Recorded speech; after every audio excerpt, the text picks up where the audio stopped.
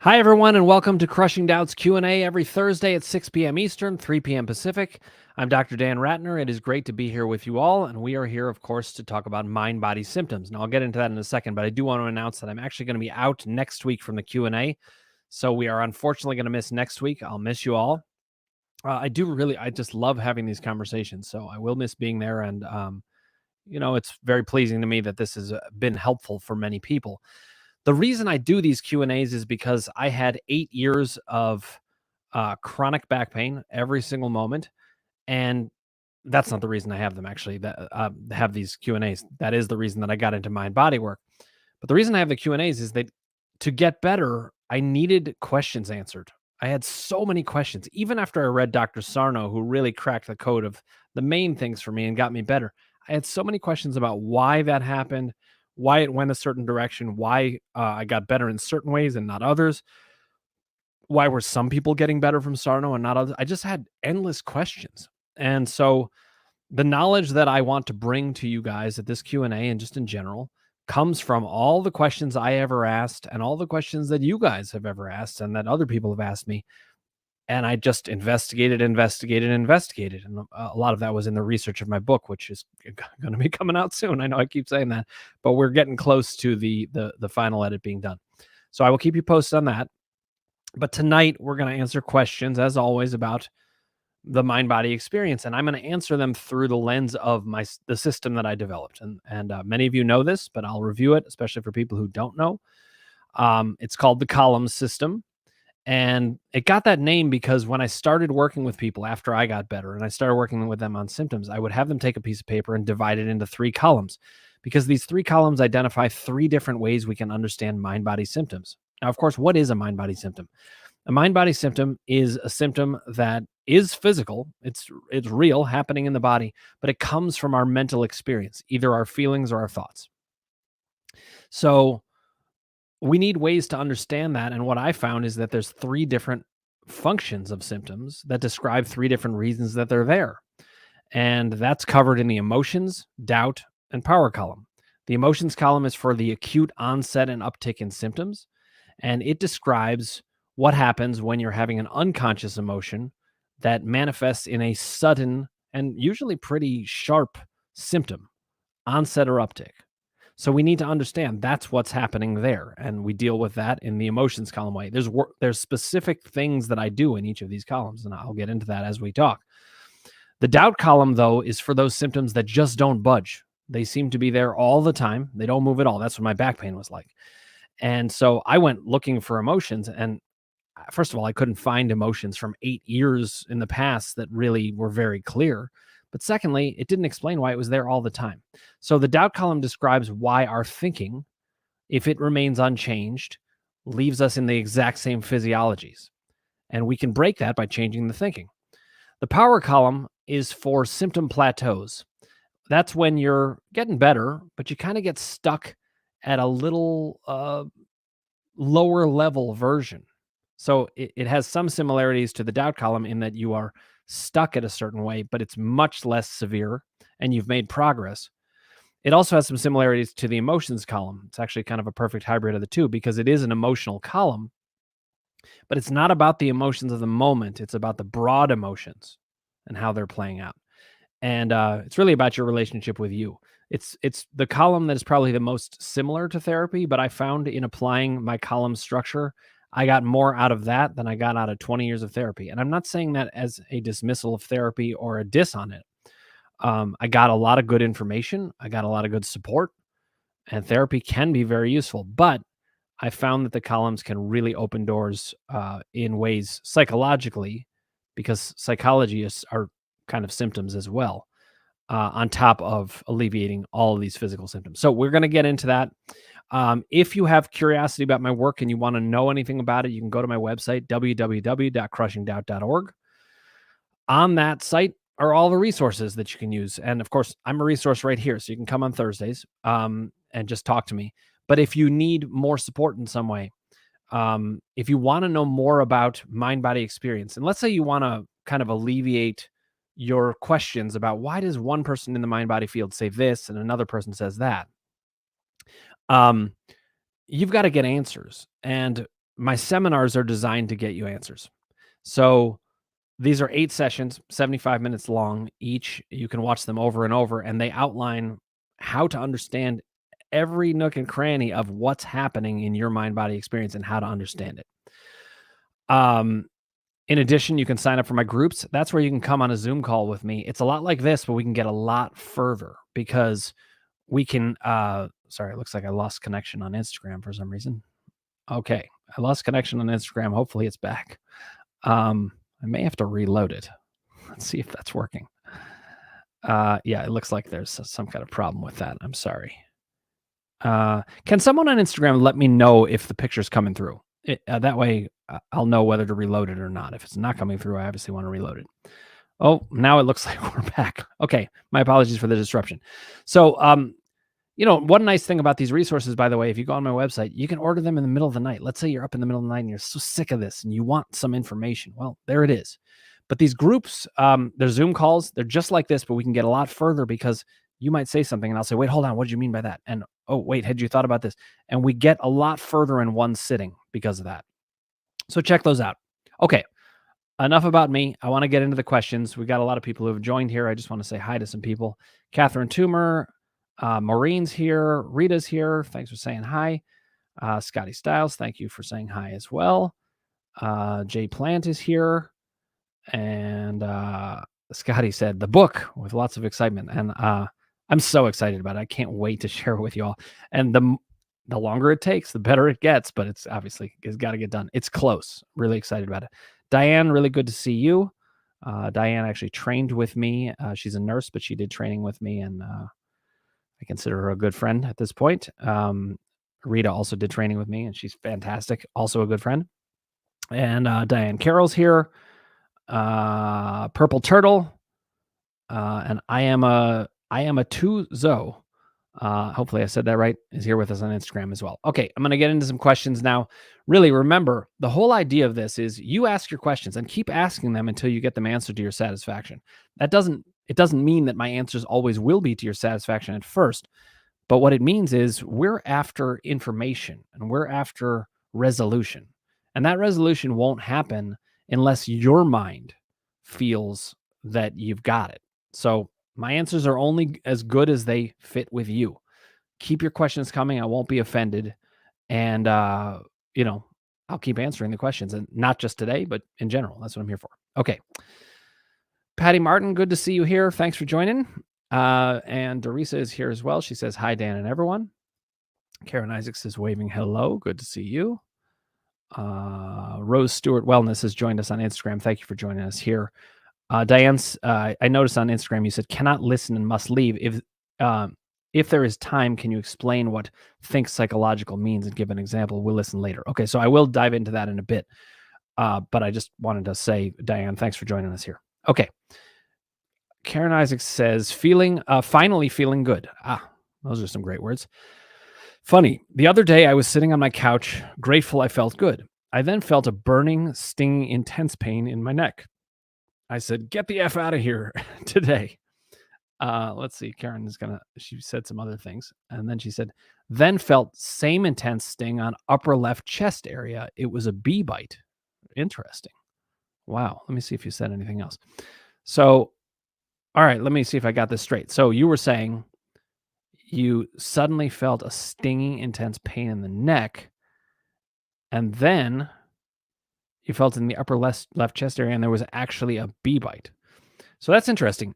One of the things that could have been then is it could have been that when the bee stung, it hit like a nerve, and boom, it kind of hit in your neck area. But knowing what I know about mind-body issues, it also could be that, that bee sting was something you just didn't like emotionally. You were aware of it and boom, something happened. Or it even could be that there was a mind-body experience happening and it latched on to a physical event. That's something called triggers, where it takes something from the environment and latches onto it to hide that feeling. But what I'm hearing mostly, Karen, is your doubt is down, you're feeling better, and you seem like you're more in your power column. We've been talking about, can we do the power column work? Because I think that's the part that you're really on. A lot of times, guys, in this work, by the way, The primary work at the beginning usually is bringing doubt down. People aren't sure if they can get better. They aren't sure if they have mind-body symptoms. They have all these questions. And this Q&A is a lot about bringing down doubt. But once that happens, then you can do the other columns work even better. You always do doubt column work first if it's there. But in the emotions column, you can really learn about your themes. You can learn about it's almost like a shorthand menu of, all right, if I'm being bothered by something, is it this? Is it this? Is it this? Boom. It gives you a way to organize and understand and get information faster. But the power column is where things tend to lead toward in general. When your doubt is down and you feel like you've got the emotions column really under wraps, a lot of times then it is about your relationship with you and just getting it settled. And that's about understanding what I call your core suffering self. Okay, so Karen and I have been kind of working towards that. And Karen, this finally feeling good week, it has the feeling of, okay, you're more in your power right now. We'll track this, but I like to hear it. Okay? And I'm very glad for you. Keep me posted. Okay, more people to say hi to. A lot of people joining today, which is great. Mrs. Lara has joined us here. Rhodey Jangles, Daniel Starkey, good to see you. It's been a little while. Positive Wellness is with us.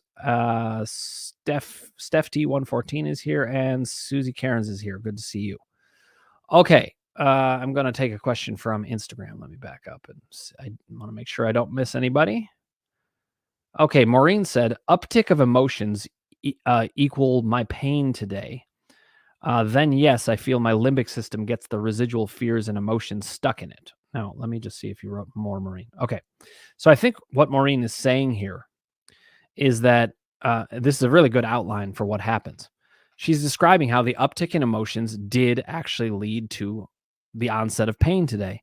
And then that limbic system, which is the emotional part of your brain, got the residual fears and the emotion kind of stuck in it. And I think what she means is very in line with what happens with the doubt column. So what usually happens with mind-body symptoms is they usually start with emotional experience. There's two ways mind-body symptoms start. They either start with an unconscious emotion and your brain uses a psychological defense to generate a physical symptom to distract from that emotion. That's one. It also can start with a physical event that kind of scared you in some way with its physicality. That's that trigger that I'm talking about, something that happens in the environment. You bump into something or, something plausible that could say, oh, maybe a symptom would start. Those are the two reasons. Maureen's describing that emotional start. But then once you get thinking about it, if you get into fear, doubt takes over from that emotional start. So, Maureen, thank you for sharing that observation. I'm sorry you're having pain today, but hopefully, because you're understanding a lot of where it comes from, because you've been doing this work for a while, hopefully you were able to get some relief from it. But at worst, what I would hope is that you're not afraid of it so much that you understand this will get under control. In other words, if nothing else, if you bring down your doubt, you're way ahead of the game. Okay. Maureen, let me know if you need to know more about it. Now, let me get to Diane's question. She said that she can't listen, but she's going to listen later. So she said if there's time, I will always make time for you guys in one form or another. Even if we don't get to it here, you can always email me, dan@crushingdoubt.org. Just send me a short one because the shorter emails are easier to respond to. Okay. If there's time, can you explain what think psychological means and give an example? Okay. So what Diane's referring to is probably something I said in group at one point, and I've certainly said it here as well. I say to think psychologically. What I mean by that is that there are so many times where we are thinking physically. You're just thinking about the symptom and the symptom and the symptom and that body part over and over and over. That's thinking physically. And we're forgetting to be in our psychological minds. So thinking psychologically means, first of all, of course, you are going to be thinking about what is bothering me from a psychological angle. What might be leading to these symptoms, or how's my day going? Essentially, you're saying, how am I? That's the psychological part. But the other part is leaving the physical focus behind. And one of the ways that I do that is I think of my body as a flowing emotion. I think of this entire thing, my entire body, as a gigantic brain. Just one brain. It's all mind and body are one. And so if my body's having an experience, I'm not thinking, what's wrong with my body or what's going on physically. I'm thinking, what's going on with me? If my shoulder hurts, I'm asking the question, what's going on with me? I'm not saying what's going on with my shoulder. Now, of course, you have to be past a certain level of doubt to be able to do that. But if you're past the certain level of doubt and you feel like, I'm not worried that this is something physical, then you actually can think of your shoulder or whatever part of the body as an extension of you and whatever's going on. So here's another good example, Diane. If you're, let's say you're having some pain when you're getting up from a chair. I do this one with people a lot when they're getting up from things and they're having trouble with it. I tell them to think emotionally, which is a similar thing to think psychologically. And essentially, I want them to be actively choosing a thought at that moment. Usually what happens when people are hurting and they're getting up from a chair and they're afraid it's going to hurt them, and especially if it's been happening that way, they'll say to themselves, this is going to hurt, this is going to hurt, this is going to hurt. That's thinking physically. Thinking emotionally would be this. You're getting up from a chair and you're thinking, and this is where you have to get specific. You might need to know the specifics, but you might think, that conversation today made me really, really mad. And boom. You get up while you're thinking about the emotional experience. Like, it's about what you're thinking when you do it. This is another line of mine that I say a lot. It doesn't matter what you do. It matters what you're thinking while you do it. So I just gave you an example. If you are thinking when you're getting up, this is going to hurt, that's what you're thinking while you're doing it. But if you're thinking instead, I'm mad that this happened earlier in the day and I'm not even thinking about my body, but I'm mad about that, you're thinking something different while you do it. Okay, Diane, I know you're watching later, so you'll have to let me know how that lands with you. Everybody else can let me know how that lands with them, because one thing about this Q&A, my groups, or really anything that I do, every answer I give, I want it to not add to confusion. I want it to shrink confusion. Confusion is a form of doubt. So what I want to say is sometimes one answer will go in one direction and it's just answering a particular part of the equation, but the system overall can answer the whole thing. And so keep asking your questions. If it feels like something contradicts, bring it up. I can show you how it doesn't. It can contradict in that there can be one answer at one moment and one answer at another moment, but because I can tell you why it's this way at one moment and this way in another moment, it's not actually contradictory. You guys, though, and I certainly needed this, you have too much information and not enough information all at the same time. And the columns organize that. Okay, now Rita says it's a magnum opus. And thank you. She's talking about my book. And I appreciate that, Rita, but especially because she's actually one of the pre-readers for this. So, Rita, that's very encouraging, and I appreciate it. All right, let's see if I missed anybody here that has joined us on Instagram. Nope, we do have comments, so I will get to that in a second. Let me jump back to YouTube for a sec. Chris Atwater, good to see you here. Chris says, last week I had asked about the purpose/function of doubt, which you explained is intended to protect us, I'm summarizing, from an emotional issue. Actually, Chris, I just want to say something maybe a bit more specific. It's not necessarily protecting you from an emotional issue. It's protecting you just in general. If there's any sense of danger from anywhere, then doubt's going to come in. It's basically just your alert system. So you could even be having a danger like being chased by a lion, and there's going to be doubt there because fear is a form of doubt. That's not really an emotional issue, but it's saying get on high alert, stay on high alert, stay on it. Okay, so it's keeping us high on alert because there's a sense of danger. Okay, now Chris said this week I decided to ask doubt, what are you protecting me from? Fantastic question, Chris. I decided I would rather just go at it, let the chips fall where they may, and whatever happens, happens. Now let's see what he says. I am treating doubt through the American President film. I love that movie. To me, doubt is like Bob Rumson. That's the guy who runs against the main character, Andrew Shepard, I think was his name. We have a saying in the house that says, you can't let Rumson do all the talking. It helps. Now, I love that reference, Chris. And Rumson is this negative character, and doubt is a negative character. So here's the thing about the columns, just to sum something up. This is for everybody, not just Chris, in response to that. But your emotions column and your power column, those symptom functions are actually more your friend. The doubt column is not your friend. It is saying the wrong things. It's mixed up. It means well in a sense, but it is misapplying protection. You may have needed that protection for a few minutes, but you don't need it for days, weeks, months, years, or a lifetime. And it really is true. Once it gets talking, we just keep listening to it. So, Chris, you're saying, I'm not listening to that negativity. That's part of what we do with doubt. We recognize it. In the doubt column, there's 3 steps. It's observe, articulate, and counter. Observing doubt means to recognize that it's there. So recognizing Bob Rumson is there is observing doubt. And it makes it so that you recognize, oh, he's been doing all the talking.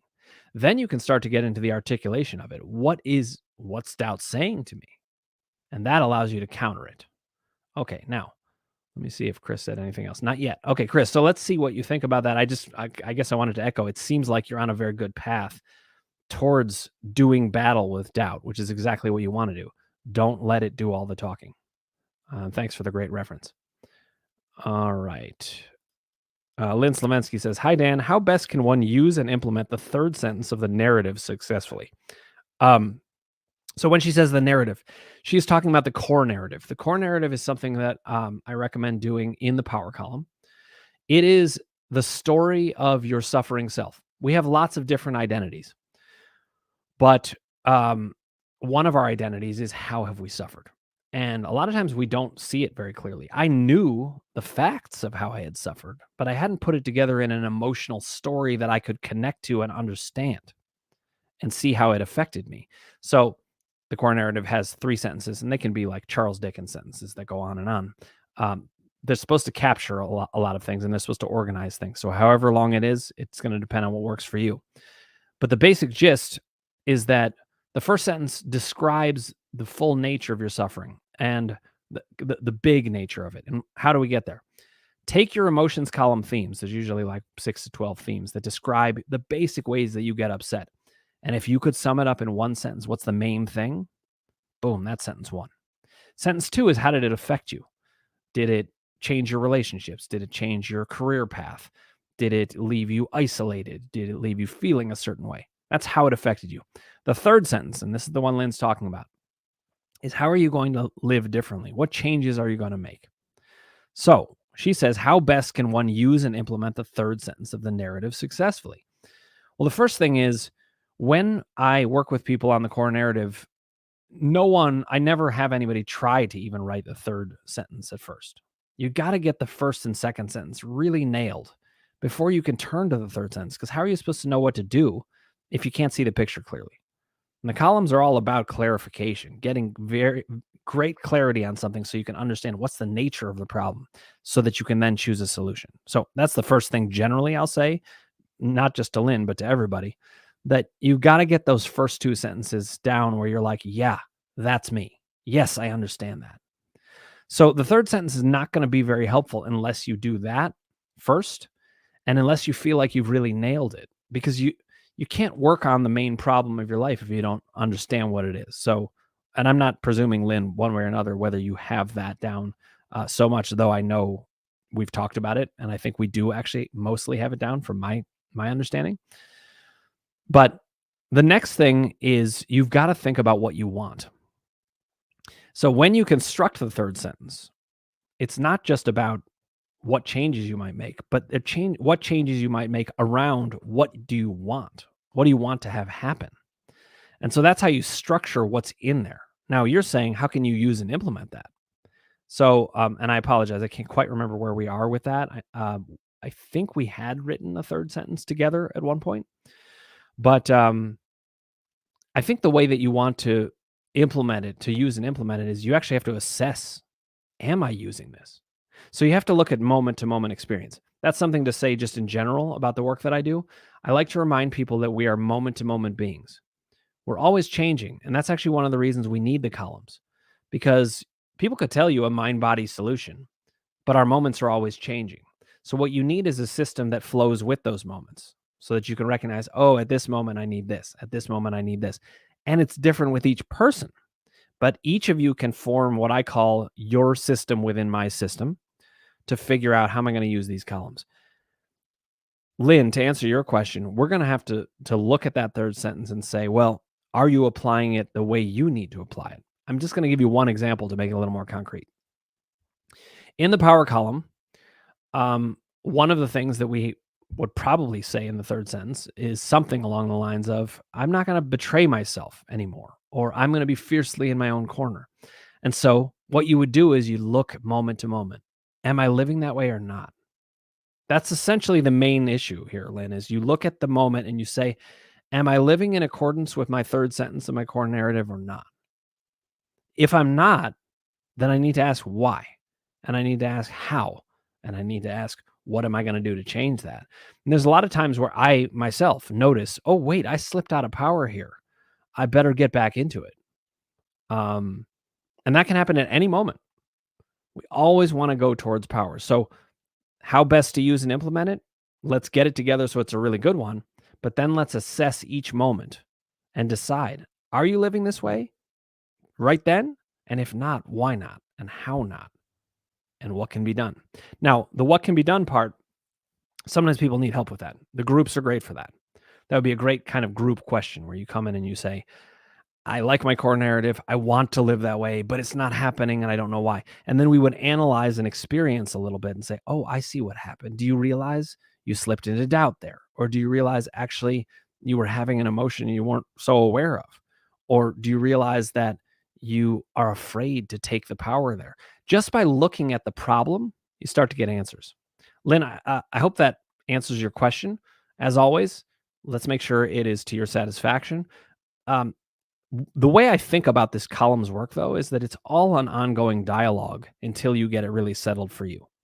So just keep talking to me about it, and let's see how it goes. Okay, thanks, Lynn.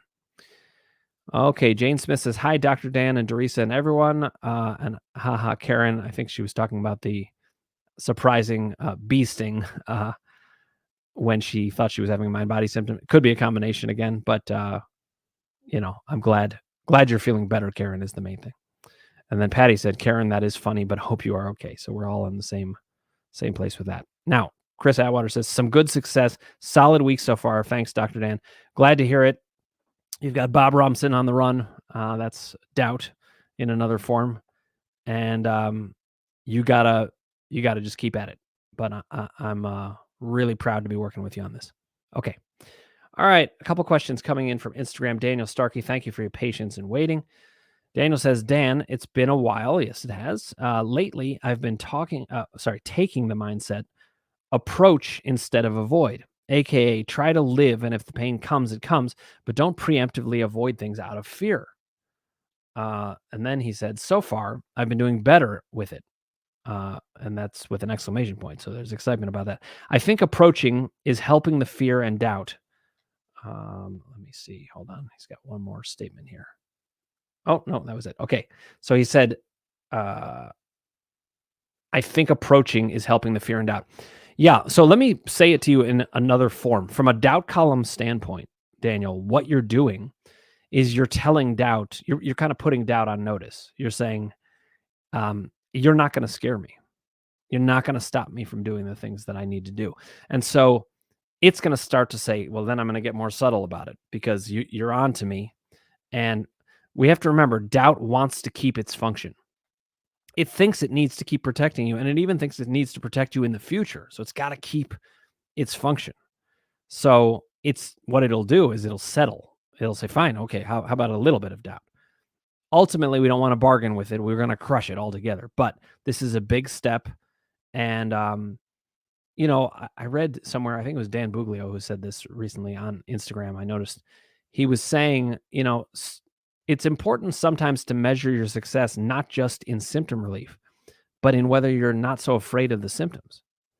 And that's not to be confused with just tolerate the symptoms or you got to live with them, which some doctors and other people in society say. That's not what he's saying or what I'm saying. But when you become less afraid of them, not only does it make things easier and feel better, it actually leads to relief. And that's what Daniel's saying here. Thank you for sharing, Daniel. All right. Catherine Toomer says, hi, Dr. Dan. I'm seeing in myself some low self-esteem tendency symptoms. I think not for the first time, but in a new way. The symptoms are hitting me with more clarity and as more flexible in that I can more easily eliminate them with a slight shift of my gaze. I am seeing them as so related to past trauma, so part of my core narrative that they no longer mean as much now. Oh, this is awesome. I can more easily and quickly release them, i.e., negative thoughts about self related to current events. I don't so much need them. I can release them, suggesting that there is some truth. Uh, oh, it says I lost my last entry, but I think it was just finishing.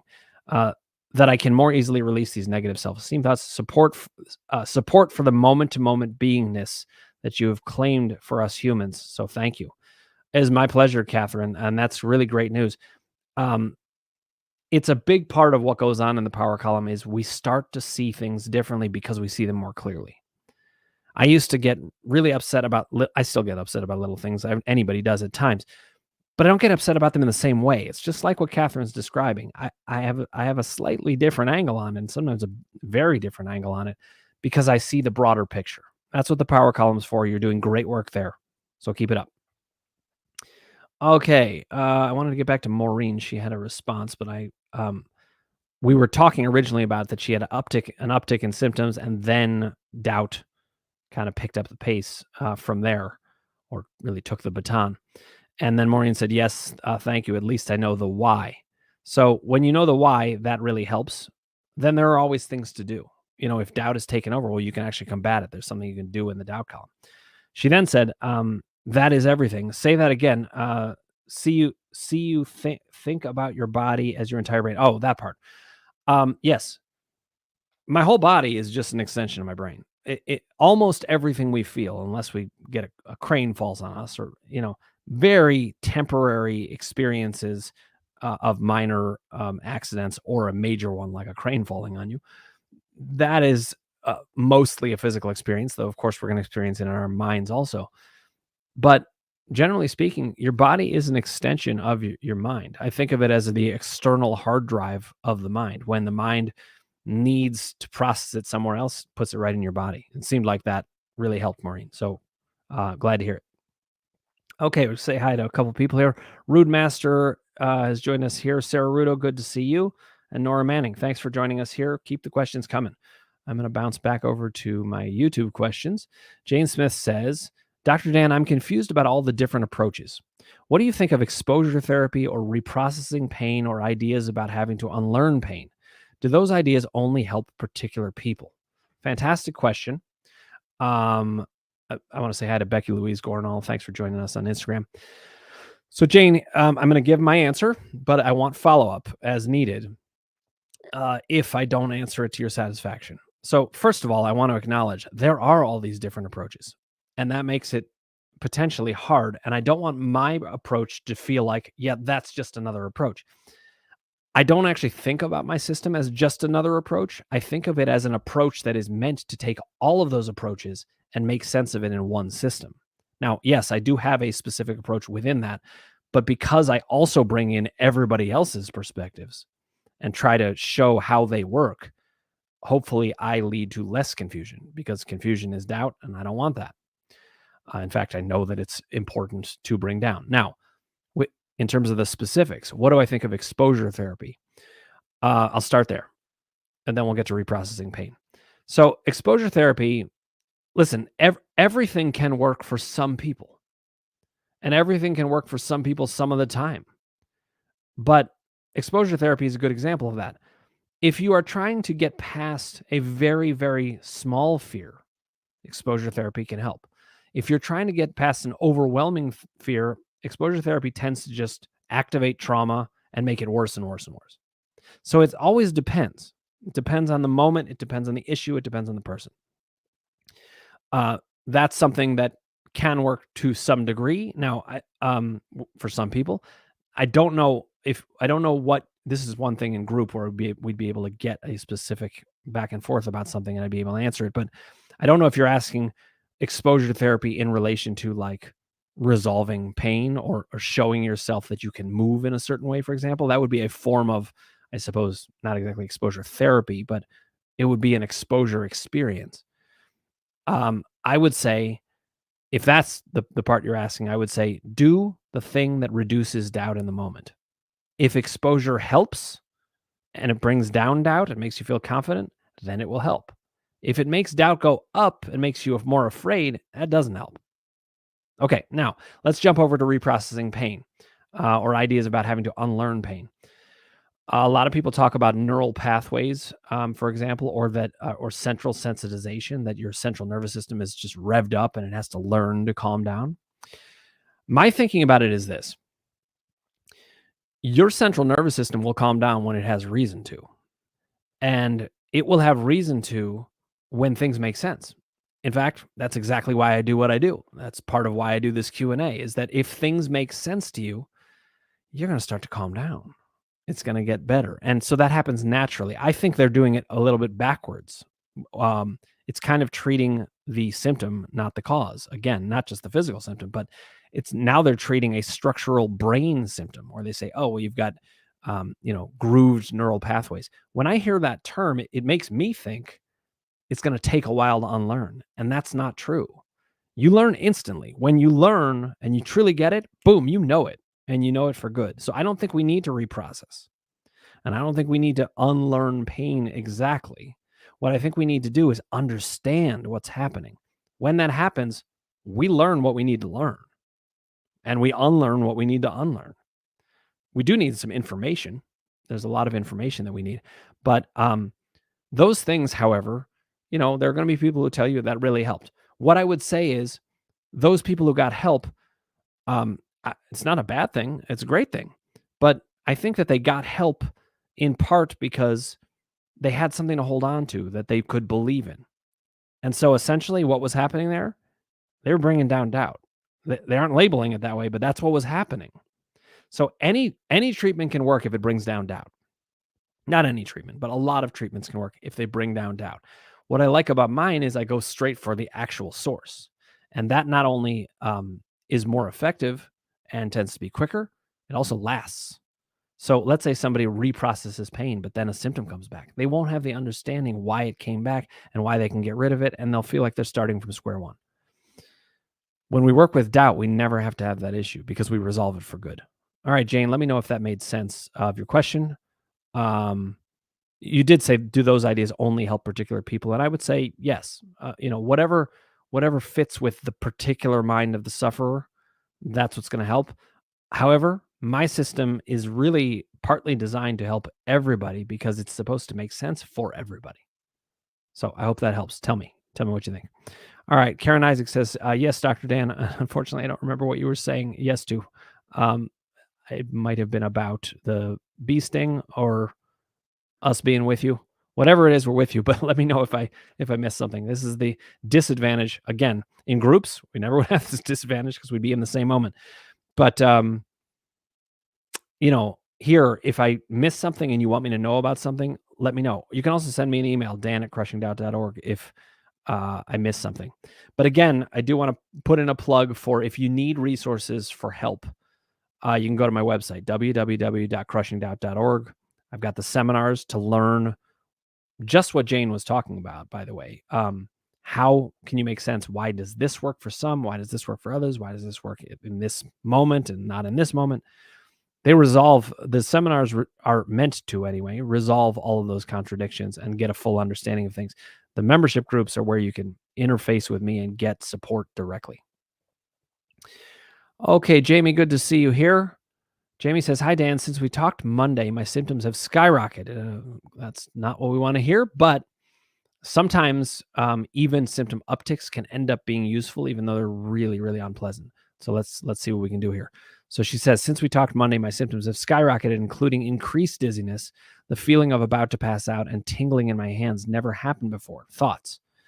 Motivation, please. Let me see if you wrote anything else, Jamie. Okay.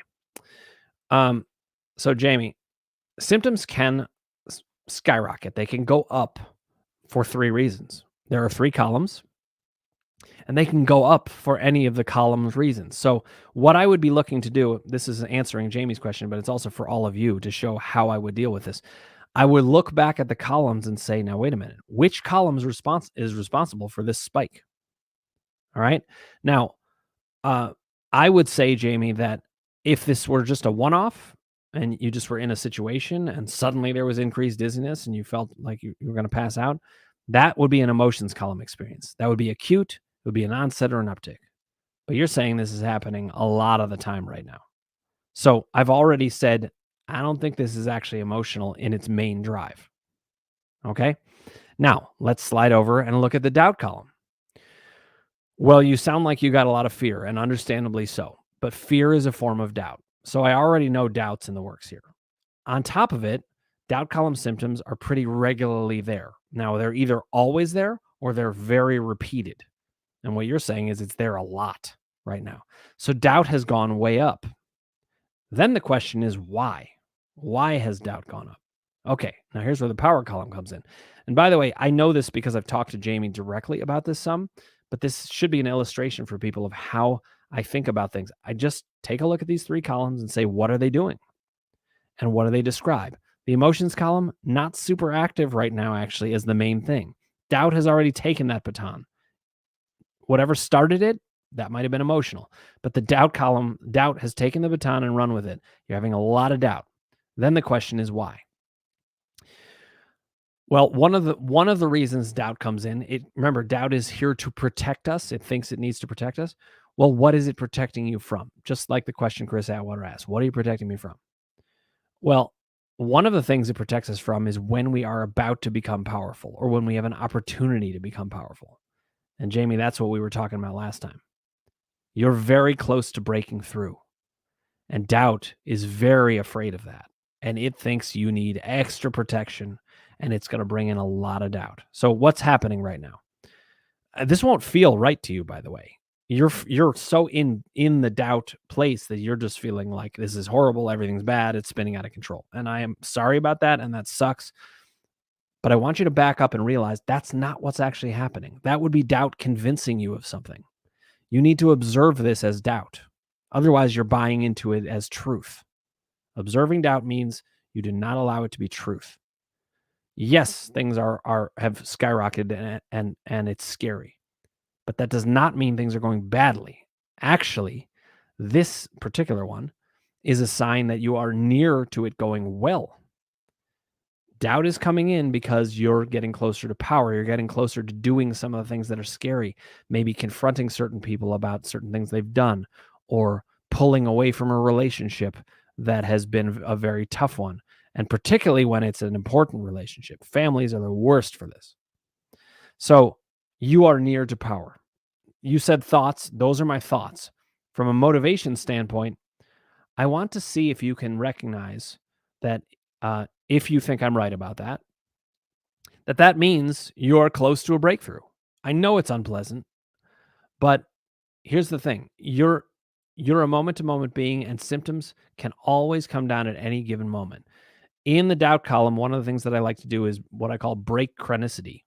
And what I mean by that is I don't think of anything as chronic. I think of everything as consistently acute, meaning it is always there, but it is renewed second by second by second. So you can break it at any time. I want you to think you can break this now. I'm not saying you will, though I'm also not saying you won't. You could. I want you to think maybe I can break this now. And I want you to get into it. And the way to do it is to start thinking about power. This is similar to the question that Diane asked about how do you think about thinking psychologically or thinking emotionally? Well, instead of thinking about, oh my God, these symptoms are out of control, which I understand why you would, it's scary. They can't harm you. You don't have a medical issue. We've already covered that. So they're not going to harm you. I understand it's scary and it even can hurt or be uncomfortable or terrifying, but no harm is actually going to come from this. So I want you to start thinking about power. And I want you to start thinking you can break these symptoms now. Doubt is going to try to convince you can't. It is wrong. Doubt is a compulsive liar. It is always lying every time. So try to zero in on what I'm saying, attack the doubt, and think about power. Jamie, let me know if that is helpful enough. If not, we'll follow up. Okay. Teresa says, hi, Jane. I love when the community says hi to each other. Lynn said, thank you, Dan. And I now have to scroll back. And we were talking about the third sentence of the core narrative. Okay. My pleasure, Lynn. Thanks so much. All right. Now Chris says, who would you take in a fight, Jason Bourne, me, or Bob Rumson? I just feel a bit empowered this week. Things I would have avoided or hated, I participated in. I even volunteered to hear student business proposals and provide feedback. I haven't done that in a long time. I've always looked for an out, but I want to be engaged. You're starting to gain confidence. We are kicking doubt's ass, and that's going to happen more and more. So, Chris, just keep that up, okay? Then he said, "It has been fun to be part of life. Yes, I had my moments, but it was mostly good. A few coughs, some tremoring, but all in all, solid. Most of all, I was coming home feeling like I was dope. Cool feeling." Chris, that's fantastic. This is what happens, guys. And Jamie, you're in the throes of doubt just now. Listen to what Chris is saying. This is going to be you. And we all have our moments where we have good or bad moments, and we're moment to moment beings. But if you keep working against doubt, you will get there.